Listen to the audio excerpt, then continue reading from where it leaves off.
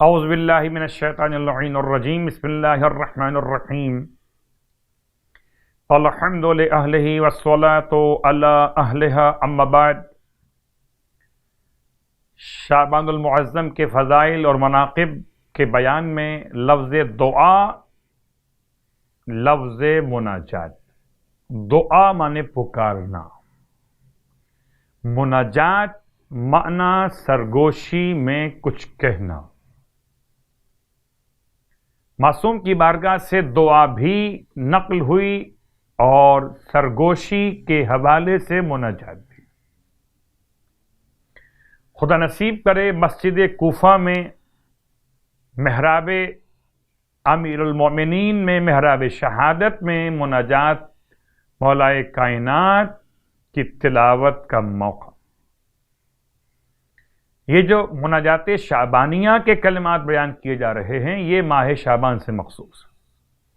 فرماتے مولا تعلم ما فی نفسی وتخبر حاجتی وتعرف ضمیری ولا یخفی علیک امر منقلبی مثوایا۔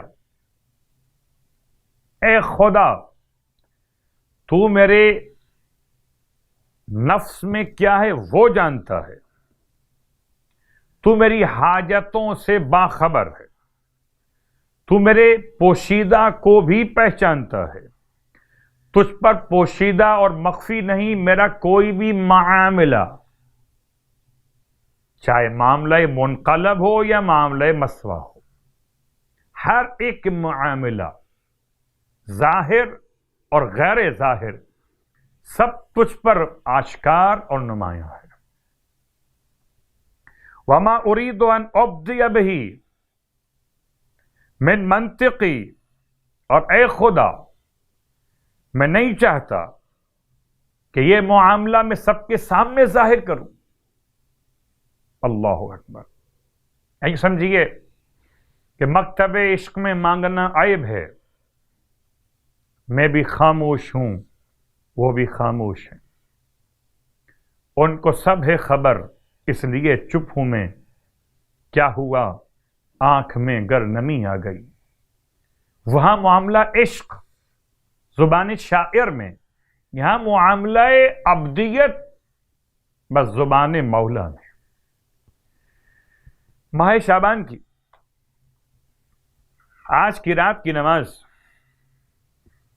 سرکار ختم یہ مرتبہ صلی اللہ علیہ وآلہ وسلم کی روایت میں 2 رکعت نماز 24ویں شب ماہ شعبان کی نیت سے پڑھی جائے گی۔ اس نماز کا طریقہ الحمد کے بعد ہر رکعت میں سورہ نصر کو اذا جاء نصر اللہ، اس سورے کو 10 بار پڑھنا ہے۔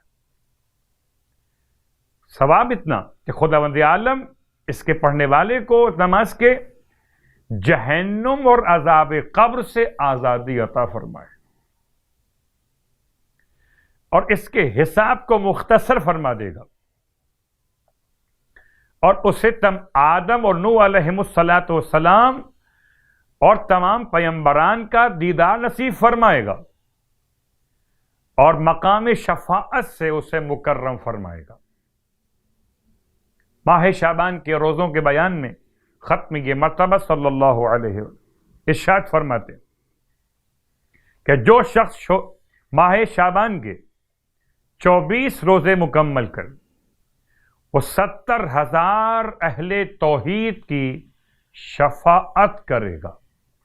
اللہ اکبر۔ کوئی خود شفاعت کا محتاج ہو اور کوئی ہزاروں کی شفاعت کرے، خدا ہم سب کو یہ موقع عطا کرے۔ ماہ مبارک شعبان کے صیام اور قیام کی توفیق عطا فرمائے، الہی آمین۔